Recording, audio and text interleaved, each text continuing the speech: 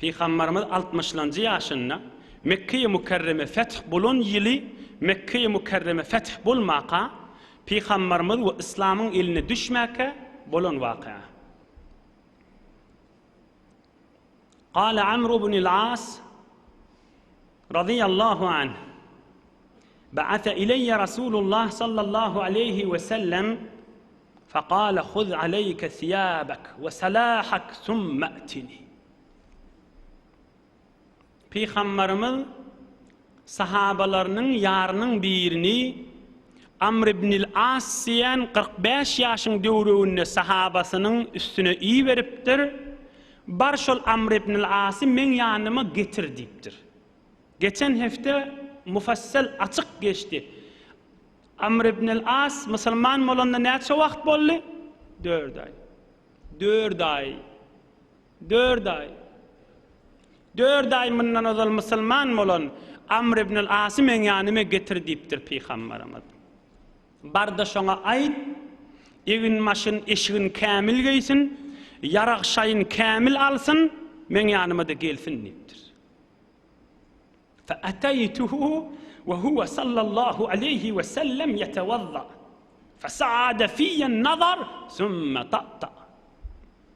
Oham Hazreti Amr ibn al-As aýdýa, men Peygamberimiz çağırdy, egin maşym kämil geyip, yaragmy, kılıjymy hemme bir jeň zatlaryny savaş meýdanynda almaly zatlar alyp, Peygamberiň mübarek huzuruna geldim. Görsem Peygamberimiz dehret kılıp duranmış diye.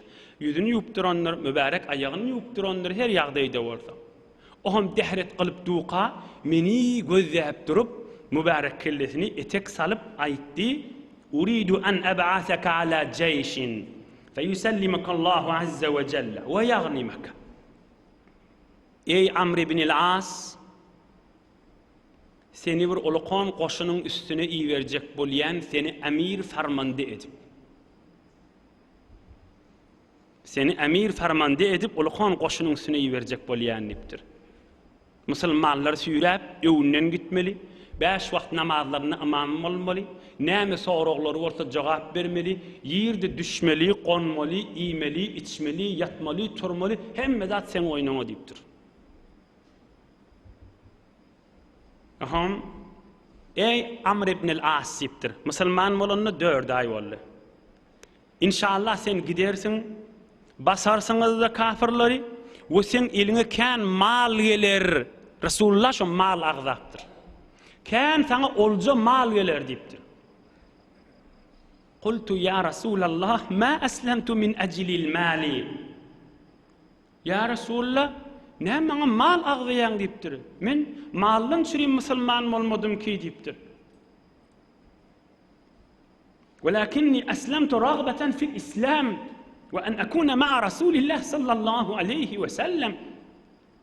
Men ilmi pul şer malym köfülür dip musulman bolmak ki men İslamiyata girdim we sen menen bolaryn, sen sahabaň, sen ýaryn bolaryn dip men musulman boldum dipdir. Peygamberimiz bir kep aýdypdyr, altynyň suwy ile gyzyl altynyň suwy bilen ýazyk goýmaly. Peygamberimiz näme dipdir? Ya Amr, ni'mal malus salih lil mar'is salih.